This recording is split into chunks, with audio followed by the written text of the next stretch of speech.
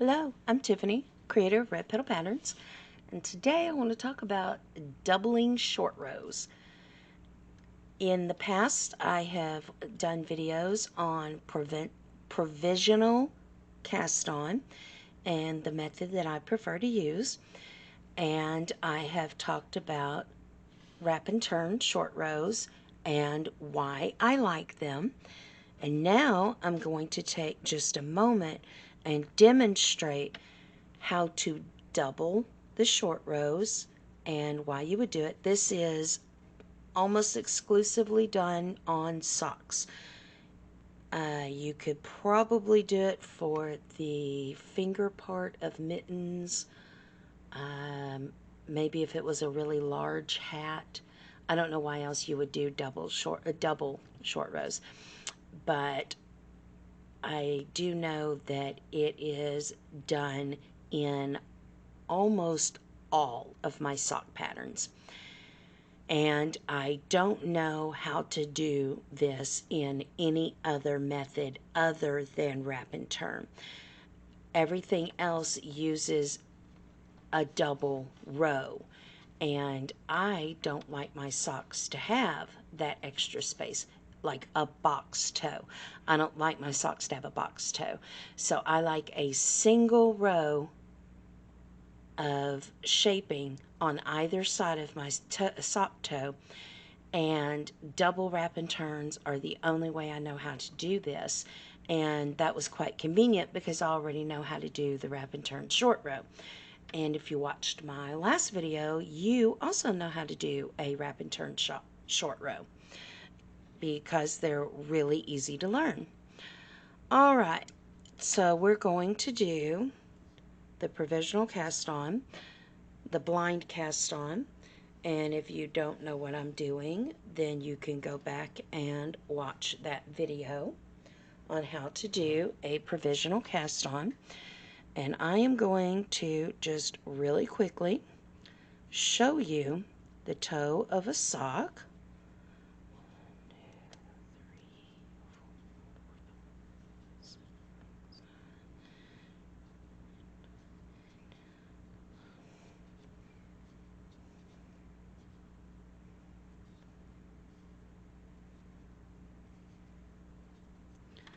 Okay.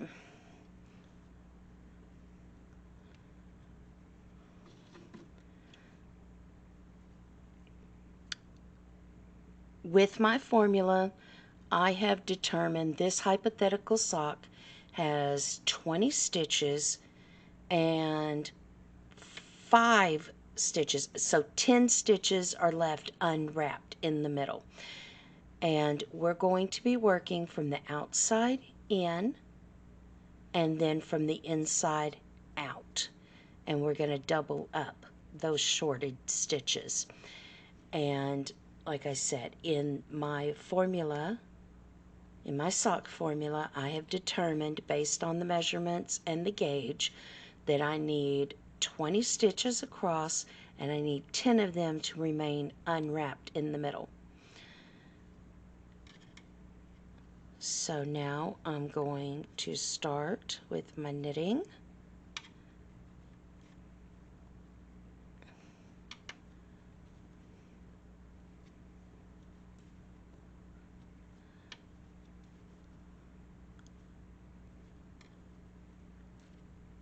In the provisional cast on, the stitches will sit back and forth, and that's why you see me knitting in the front and the back, because they're sitting in 2 different directions.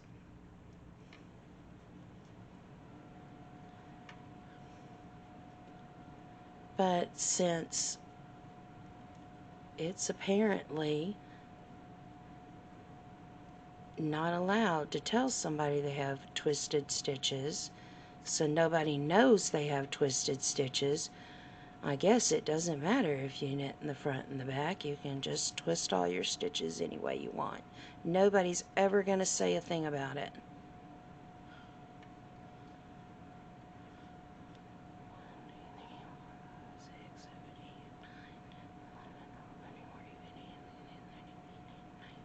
one more. Do, do, do, do, do. Make a stitch right there. Okay. And then I'm going to forget where I put my little bobbin. So I'm just going to partially tie this off.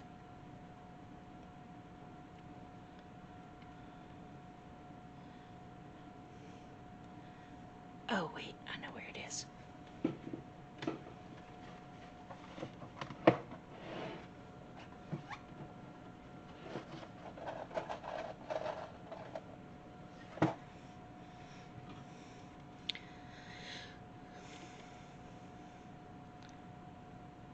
You should always save these little plastic tabs that come off of bread and produce, because they make excellent little bobbins to hold ends in when you need them out of the way, but you're not ready to weave them in.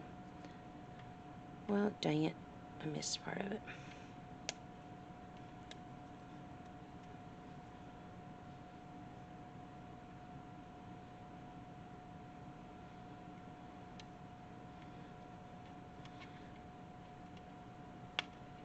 And they'll just snap in there and stay out of your way.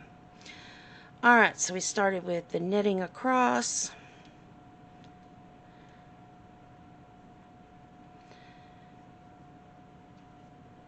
And this should have been a short stitch because that's my first one. Where are you? There you are. So my very first one, I'm going to bring the yarn to the front. And if you don't know what I'm doing, you need to go back and watch the short row video. Bring my yarn to the back, put the needle back, put the stitch back on the needle, and now I'm going to knit across, which you would turn and purl, probably. But socks are so much more enjoyable, and so is entrelac and borders and edges if you don't have to turn your work. So learning to knit backwards is just a game changer. It really is. I like to label my ends A and B. So that was short stitch 1 on end A, and this will be short stitch 1 B, the second one. That is how I keep it straight in my head where I'm at. So I've done 1A, and this will be 1B when I get all the way to the end.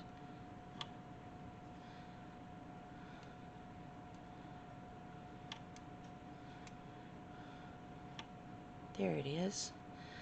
Bring the yarn to the front, pull up my needle, or put the stitch back on the needle, bring my yarn to the back, put it back on this needle, and now I'm going to knit across.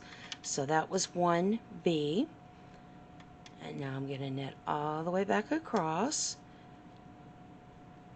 and I'll be 2 stitches in, so you know, if you want to keep up with that, I'll just look for my wrap.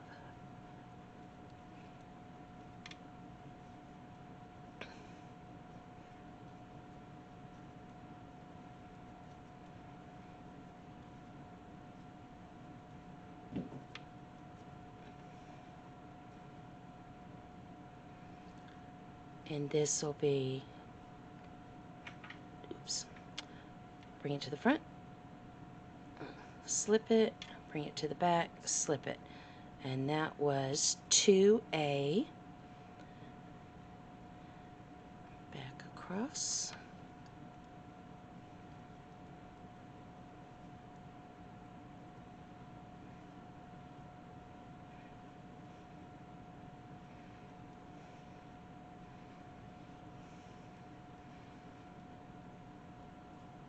and because I don't have to do anything special on the purl side from the knit side, I can just go all the way up to that stitch the same way I did on the knit side.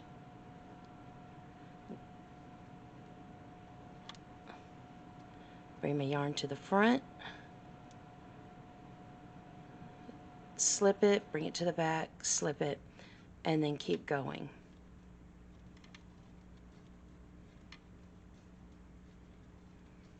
And that was 2B.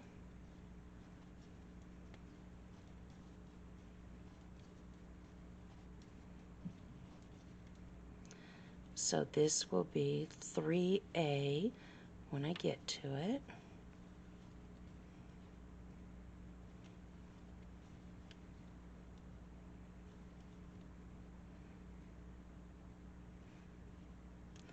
That was 3A. I'm going to work back.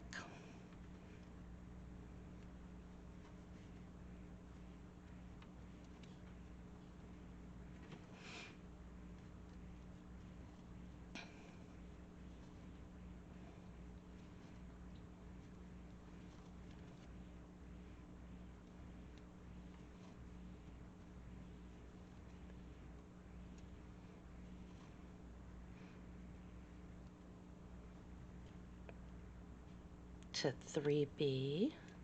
So there's the third stitch. To the front, slip, to the back, slip, keep going.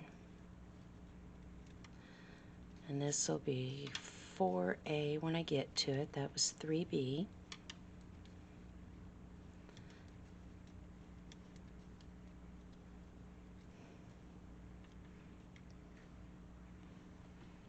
Get some more yarn out of my cake because it's trying to roll around and I have cats. We were on 4A. And if you ever lose your count, you can see this one's, you can see these little gaps, and then it's straight again.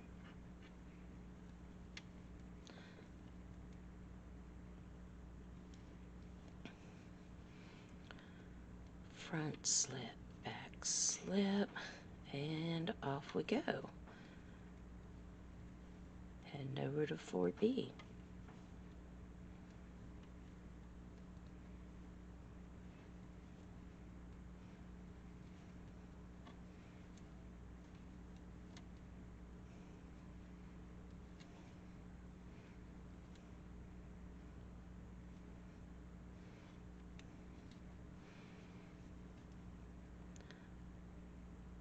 Front slip, back slip, and we're heading over to 5A, almost done.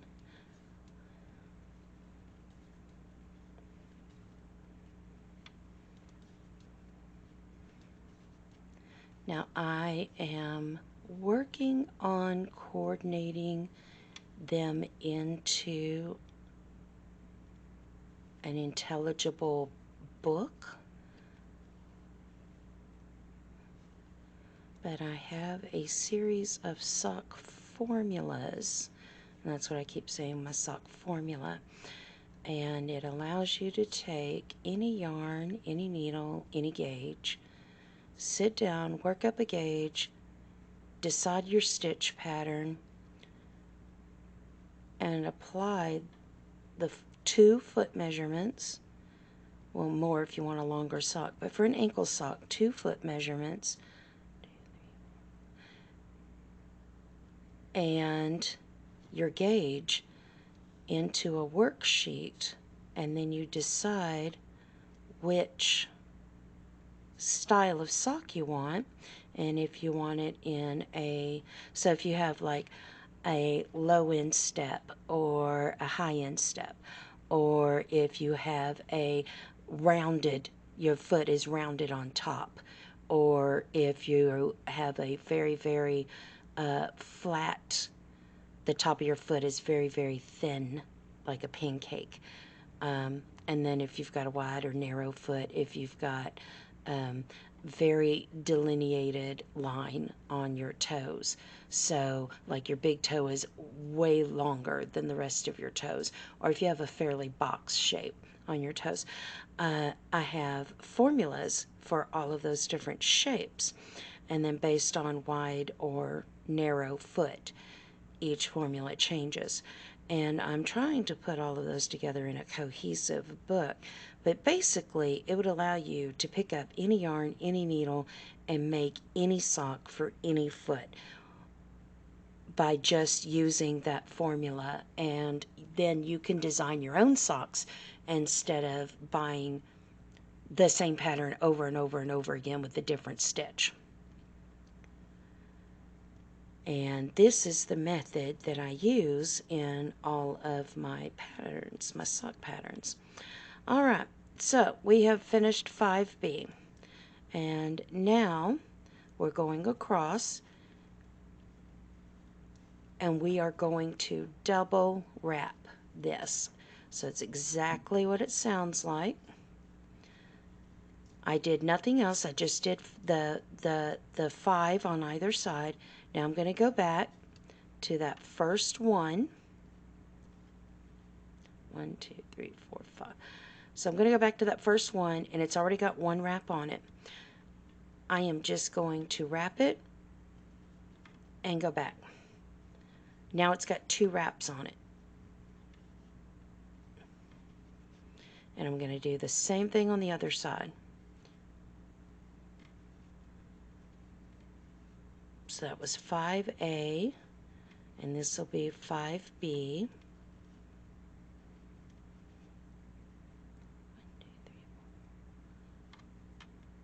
I'm going to do the same thing. I'm just going to wrap it again like I did the first time, and I'm going to go back. And so the first set that I did, I worked from the outside in. And this set, I'm going to work from the inside out.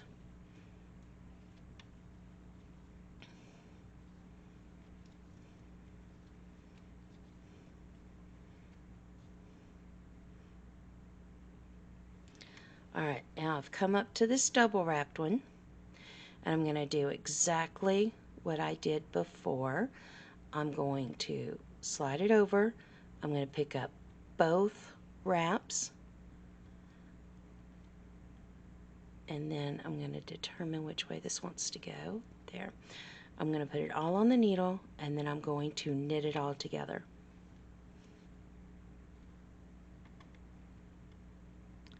And then I'm going to wrap the next stitch. And that was 4A. And then I just go back the other way.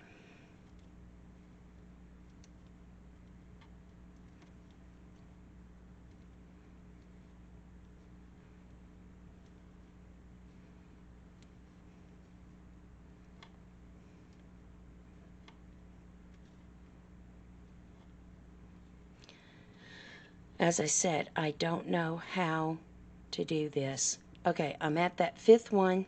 I'm on the purl side. I'm on the wrong side, so I'm not going to work it. I'm going to slip it. I'm going to wrap the next stitch, put it back on, and then I'm going to work back the other way. That's when I'm going to pick this one up and knit it. Now, I don't know how to do this in any of the other short row methods. I only know how to do this in the wrap and turn.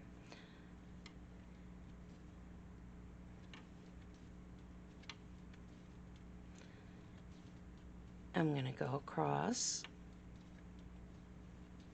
to this one.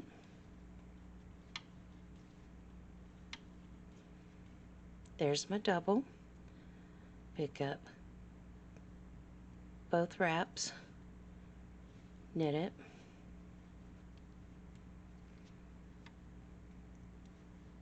wrap the next one, and work my way back across.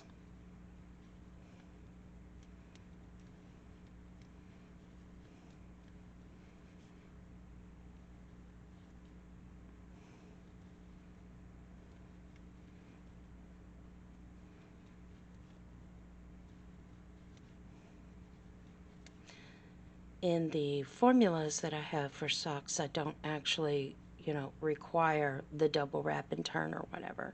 I just tell you how many stitches need to be unworked in the middle, unshorted in the middle. And then you can determine for yourself, oh, what am I doing? Slip that one, wrap this one, and then come back and work this one. I tell you that you're going to have however many short stitches on each side and unshorted stitches in the middle. I don't tell you how to do the short stitches, I just tell you where they are. But this is the method that I have in my mind when I'm doing it, because this is the only way I do my socks.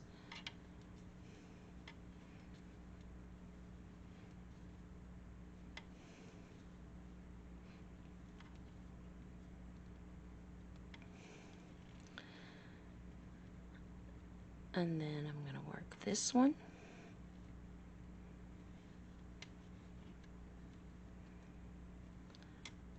Wrap this one. Almost done.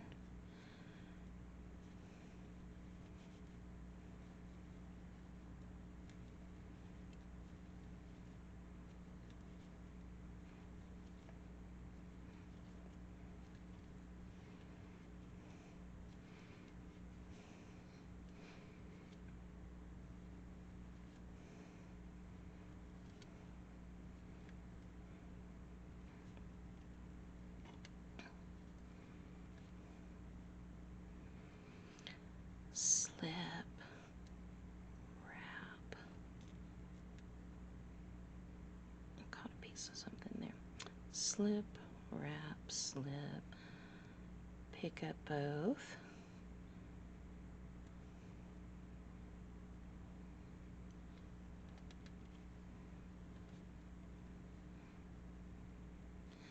Work across.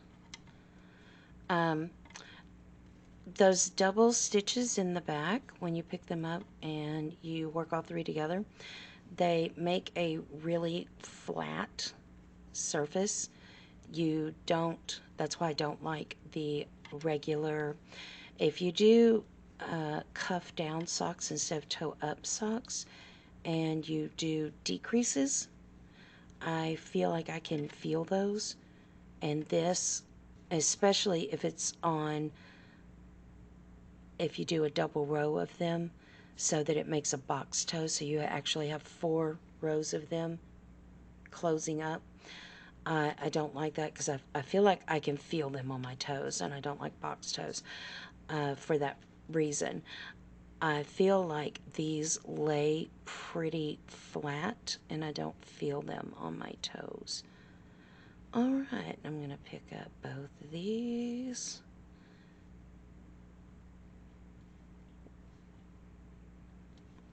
Work it.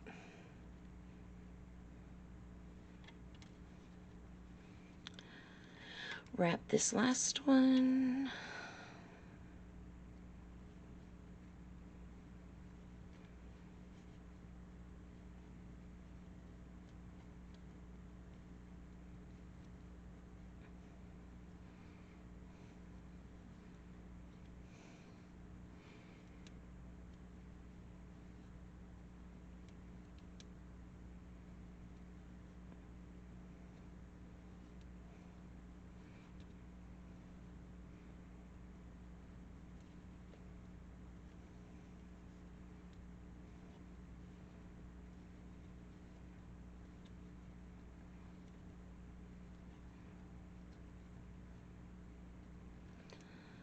Slip it, wrap the next one.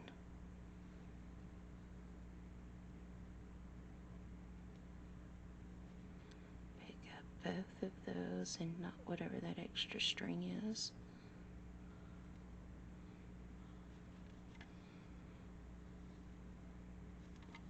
And work my way across. And then I have one double wrap one here that I'm going to work.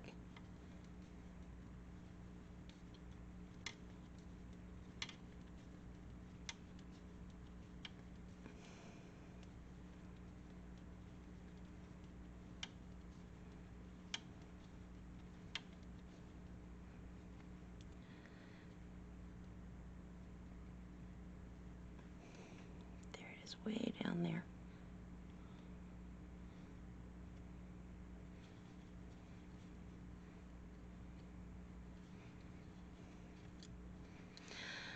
All right, now instead of turning and coming back and working that last one, because there isn't another one after that, what you do is you go ahead and flip this out, and you see I have the toe of a sock done, and it's got one line of decreases down the side on each side, and these are maybe, I don't know, I think they're just as pretty. They may not be as pretty or as invisible as some of the other toe methods, but they are completely smooth on the inside.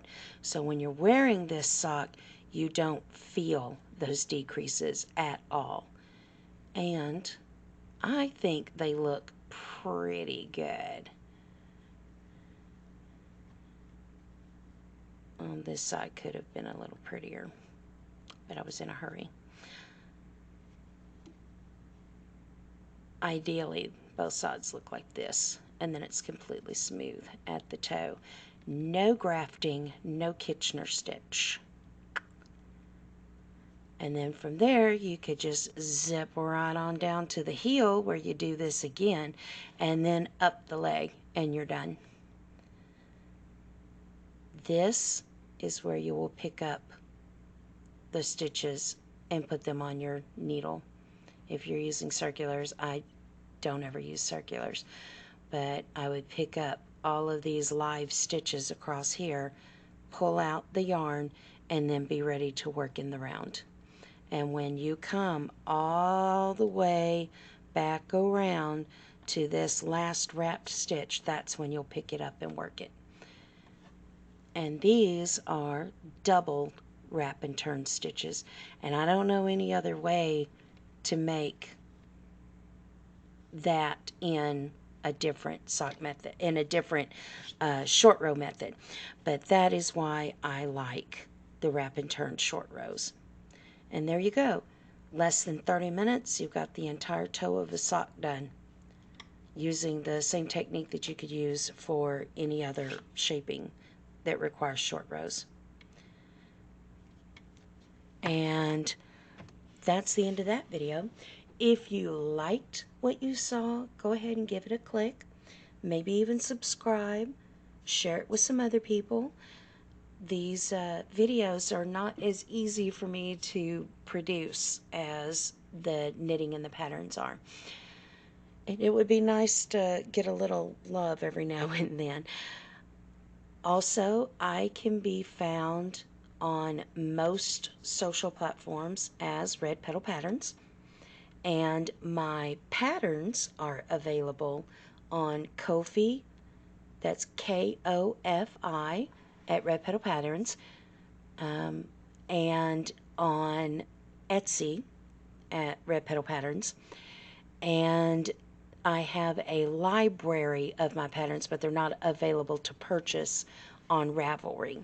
So any of my pattern projects can be linked there as well. And that is all I have for today. Thanks. I'll see you next time. Bye.